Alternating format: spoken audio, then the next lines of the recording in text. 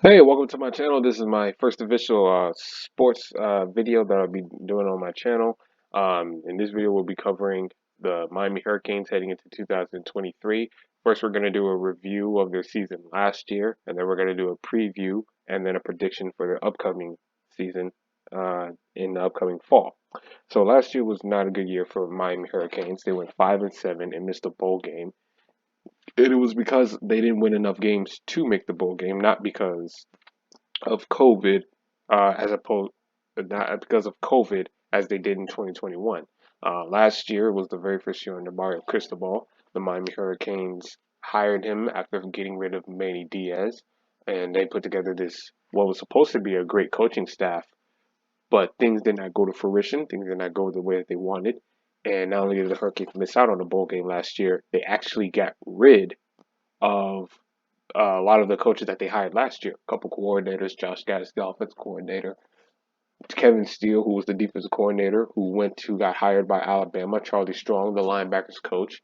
They lost their, I believe, their cornerbacks coach and then their tight ends coach. So a good amount of assistance from their coaching staff and from their recruiting, scouting, and personnel department left Miami after the bad year that they had last year.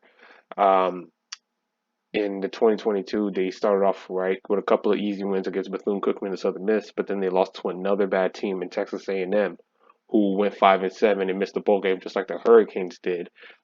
Texas A&M was one of the most disappointing teams of the college football landscape last year, along with Miami, and Miami lost to them on the road 17-9. They'll have a chance to avenge that this upcoming year. The week after, they got embarrassed by Middle Tennessee. The Middle Tennessee Blue Raiders got beat 45-31 at home. Then they had a bye week, lost to North Carolina, had a kind of an ugly win, an ugly bounce back win against Virginia Tech, 20-14 on the road in Blacksburg. Then they came back home to face the Duke Blue Devils, and they were absolutely embarrassed. They were blown up by Duke. They were embarrassed by Duke. They gave up 8 turnovers in that game. 8 turnovers. Even if you cut that number in half, for any football team, 4 turnovers or more is pitiful, let alone 8. It was a very bad performance by Miami, very pathetic, very anemic on both sides of the ball. It was a bad look for that program all around. And then on that very next week, they had an even almost a worse performance against Virginia, in which they went to 4 overtimes and didn't score a single touchdown. 4 overtimes and not a single touchdown in today's college football is almost impossible. It was very, very, very, very bad. And it was against a very bad Virginia team. I'm not going to rip Virginia too much because of the tragedy that they suffered at the end of the year, in which some of their players and former alumnus were had their lives tragically taken away in a bad shooting incident.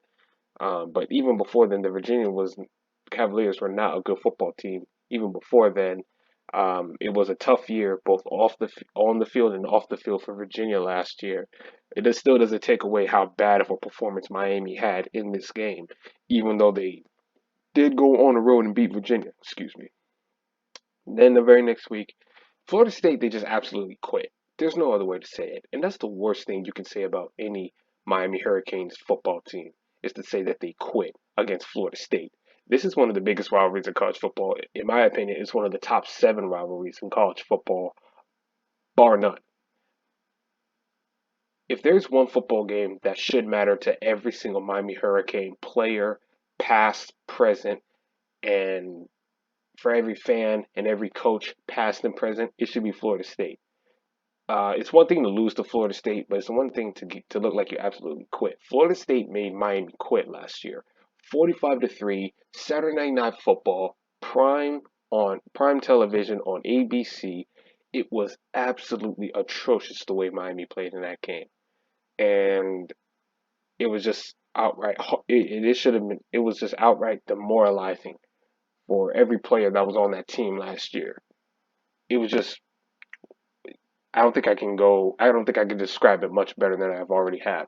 Georgia Tech, bounce back win, I guess you could say. Georgia Tech's been a bad program for several years. They got rid of Jeff Collins at the beginning of the season last year, and then went with their interim coach Brett Key. And they got, I guess you could say they got a little bit better towards the end, but it's still Georgia Tech. It's still a bad program. They're still a bad football team. There's just no other way to say it. Maybe they can be a little bit better with Brett Key in the future, but Georgia Tech fans shouldn't expect anything more than 6 to 8 wins a year at Georgia Tech. Like that's really all they should be hoping for. They're not going to be competing for ACC championships. Um, Maybe if Clemson and Florida State or Miami do decide to leave the ACC, maybe then they have a better chance. But as of right now, their chances of winning the ACC are slim to none. And then Miami ends their year getting blown out in back-to-back weeks by both Clemson and Pittsburgh to miss a bowl game. Like I said, pitiful performance, bad performance all around. Uh, it was just a bad year for the Miami Hurricanes program.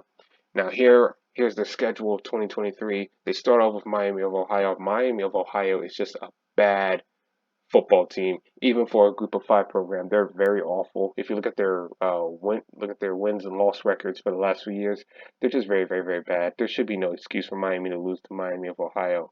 That should be an easy W. Uh, Texas A&M, I think Texas A&M beats Miami again. Texas A&M has a lot of recruiting talent. They've had great recruiting classes for several years now, but Jimbo Fisher for some reason can't seem to put it all together.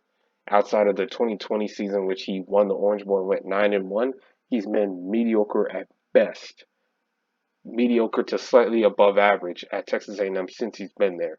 And if it wasn't for the big contract that he has and the massive buyout Texas A&M would have to pay, they probably would have fired him last year for missing a bowl game.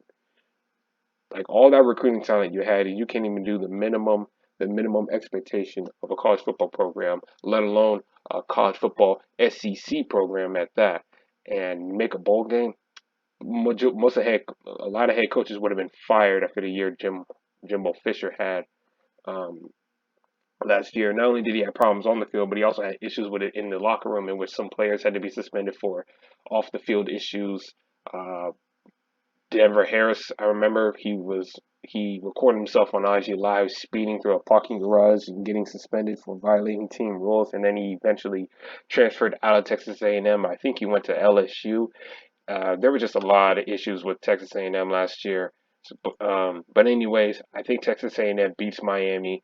I think the Hurricanes spring off 3 straight wins. Bethune-Cookman, Temple Owls, you get a bye week, and then Georgia Tech again. Like I said, Georgia Tech fans, you should expect nothing more than maybe 6 to 8 wins a year under Brett Key, because that's really the best that you can hope for. They've been a bad program for a long time, and I don't think they should expect much improvement. Um, Here's where things get a little bit tougher. After Georgia Tech, they get North Carolina on the road. Miami plays North Carolina on the road. I don't see Miami going on the road and beating North Carolina. Drake May is one of the best quarterbacks in the ACC. North Carolina has one of the best offenses in the ACC, and I just don't see Miami going on the road and beating them. Clemson's the top program in the ACC. They've been that way for over a decade. In the Tosh Boyd era, Deshaun Watson era, Trevor Lawrence era. I mean, even with a couple of questionable years of quarterback play under Kelly Bryant and DJ Uyunglele, they still find ways. They still found ways to win the ACC. The ACC championship has been the Clemson Tigers Invitational outside of 2021 for the better part of 7 or 8 years now. And I don't expect this year to be different. And especially now with the new offensive coordinator hire that the Clemson Tigers made. Um, I forget the gentleman's name, but I do know that he came from TCU. If I'm correct, he came from TCU, and I think the Clemson Tigers will be much better for that. The Virginia Cavaliers, I think Miami does get a victory against them. Virginia and Miami has been like an odd matchup the last couple of years. It's like two teams that put up ugly performances against each other, yet still find ways to beat one another. It's a very weird matchup when they get together. Then after Virginia, they're on the road at NC State. NC State, again, 6 to 8 win program at best. They're always treading water. They're never getting exponentially better or worse. I mean, last year they lost to one of the worst teams in the ACC last year in Boston College.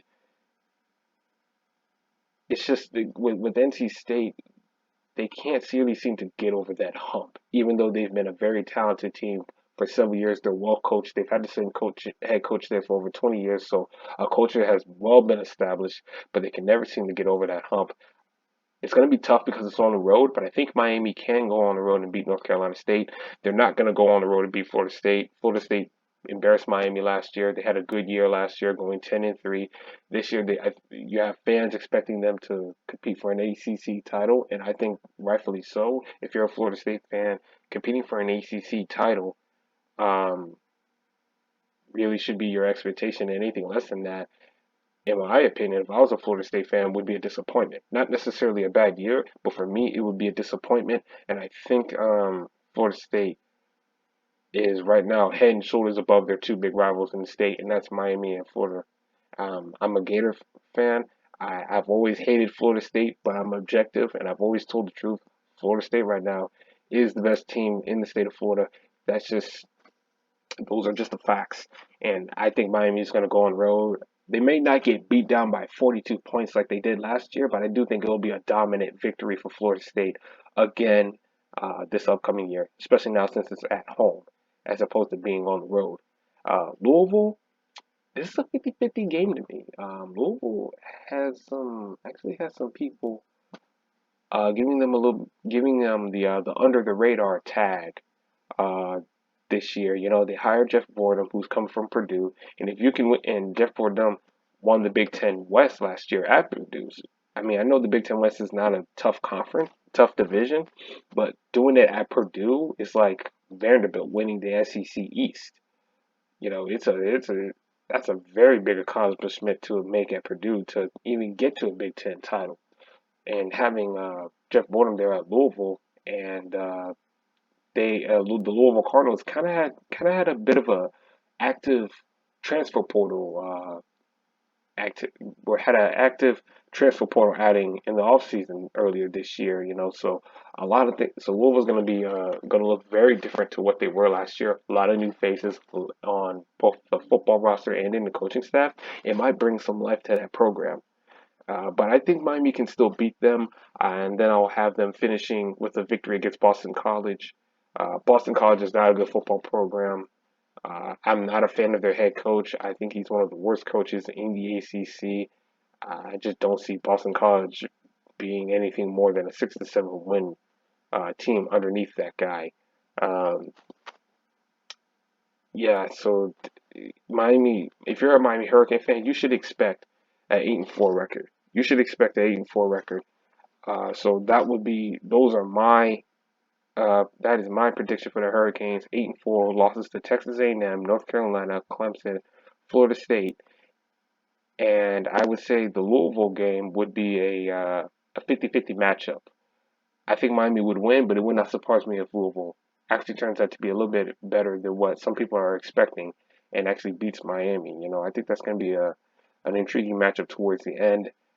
8-4 improvement over last year. Last year you were 5-7, so a 3-game win improvement should be very welcoming if you are a Hurricane fan. You should be very welcoming to an 8-4 record. You should not be expecting Miami to compete for an ACC title right now. I think Miami got better in the offensive line through both recruiting and in the transfer portal. I think Miami got better at the defensive line through recruiting. I think Miami will make some big steps this year. You cannot expect a Mario Cristobal led coached football team to have back-to-back 5-7 seasons. I mean, I'm not the biggest Mario Cristobal fan. I respect his recruiting, but I don't think as a game day head coach, he knows how to get his team over the hump to compete for college football playoffs because he had good rosters at Oregon, yet he always seemed to have that big loss that would throw his team's trajectory off track. And, you know, that's just been his track record. But he has been a great recruiter, and because of the fact that the talent influx at Miami will rise exponentially while he's in charge there, I think that's going to be a big reason why Miami will get better. And plus, the players that I think that are coming back from last year, they were embarrassed by how they performed last year, and I think that they're going to want to improve on that to kind of like right the wrongs, you know, and of last year. And you got to remember, heading into this year, there is no coastal or Atlantic divisional format in the ACC. They're going with a 3-3-5 model. Um, three three annual three annual teams, uh, 3 years of three annual opponents, and then five semi-annual opponents for the next 4 years. So there won't be any divisional formats in the ACC this year. It's going to be two best teams in the best of the conference competing for the ACC title in Charlotte, North Carolina. This is my predictions for Miami. 8-4, like I said, big improvement this year. I think an 8-4 season for a Hurricanes fan should be very welcoming and very pleasing to the eye. Uh, I expect to see some improvement from Miami this year.